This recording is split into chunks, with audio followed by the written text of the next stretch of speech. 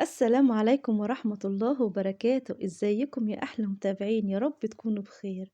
فيديو النهاردة إن شاء الله هنعمل فيه مخلل اللفت. مخلل اللفت يا حبايبي من المخللات الحلوة اللي احنا كلنا بنحبها. إن شاء الله هنعملها النهاردة مع بعض بأسهل طريقة، إن شاء الله هتعجبكم. ده يا حبايبي شكل اللفت لما احنا جبناه اهو بالشكل ده.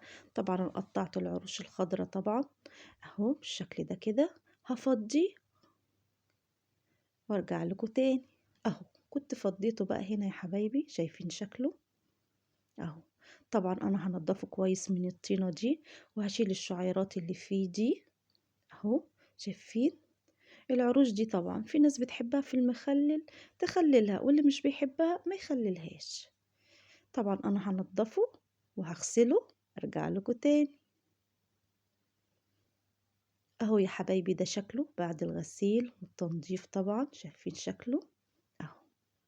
عشان تجيبي اللفت ويطلع حلو معاكي تجيبي الحباية التقيلة، ما تجيبيش الخفيفة. دي هتبقى شيخة وهتبقى قلبها كده زي السفنج وهتتهرى معاكي وهيبوظ قوام. وكمان علشان يقعد معاكي فترة أطول تخليه كده زي ما هو صحيح. طبعا لو مستعجلة عليه فانت هتقطعيه. طبعا انا هقطعه بصراحة لان احنا بنحبه متقطع، واحنا بصراحة بنحب مخلل اللفت اهو. شايفين شكله؟ شايفين قلبه حلو ازاي؟ مش شيخ ولا حاجة. هتقطعي عادي بالسكينة، دي سكينة المخلل دي متوفرة دلوقتي حبايبي. بصراحة بتدي شكله حلو لللفت او لأي نوع مخلل بصراحة بتقطعيه اهو. لو ما عندكيش ممكن تقطعي بالسكينة عادي. طبعا احنا هنقطع كل الكمية دي يا حبايبي عشان ما اطولش عليكم الفيديو وارجع لك تاني. اوعي تنسي البنجر.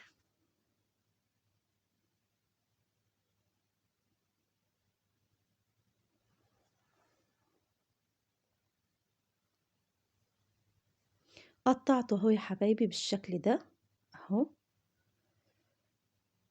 ودول قطعتهم كده صوابع على اساس اللي احنا هنخلله من غير ما نحط له بنجر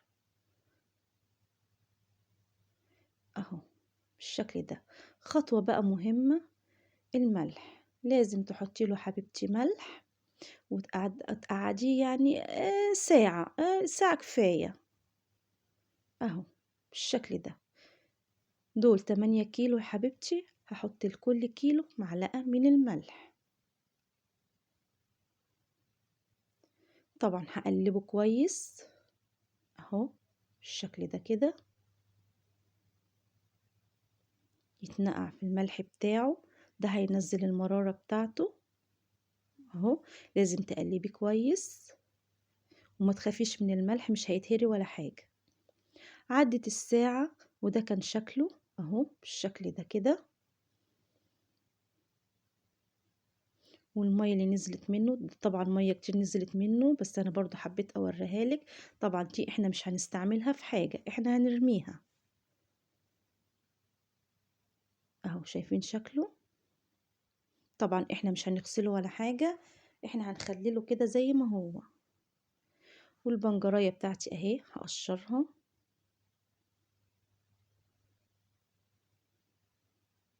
البنجر يا حبيبتي انا بجيبه وبديله نص سلقة وبحفظه زي ما هو في الفريزر بالقشر بتاعه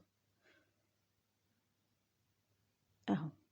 طبعا انا هبشرها مش هقطعها علشان لون المخلل بتاعي يبقى كله موحد اهو. هبشرها بالشكل ده. بشرناها اهو حبيبتي. وحطينا بقى الملح، دول 16 معلقة من الملح.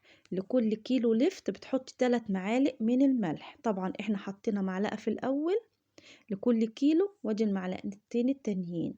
حطينا كمان نص كوباية من السكر، 3 معالق من الشطة، 3 فناجيل من الخل. الخل ما تخافيش منه، مش هيهري معاكي ولا حاجة، بالعكس ده هيحافظ عليه. والسكر كمان هيخليه مقرمش معانا من اول واحدة لاخر واحدة. طبعا المية بتاعتي انا غليتها وبردتها وضفتها للمكونات دي، هقلبهم كويس اهو بالشكل ده. هنا بقى كنت خلاص حطيت المخلل بتاعي في البرطمانات، وده كمان حطيت له مية وملح وخل ومعلقة من السكر اهو. شايفين يا حبايبي؟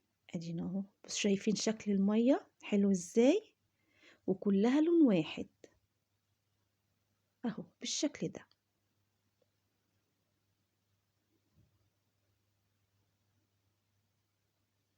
ايه رأيك بقى؟ شايفين شكله؟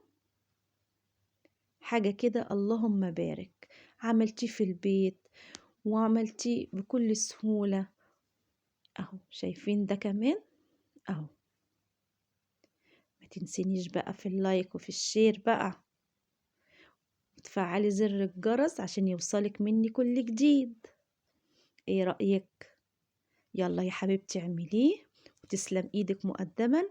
ولو عجبك الفيديو متنسينيش في اللايك والشير، واقولك ايه، السلام عليكم.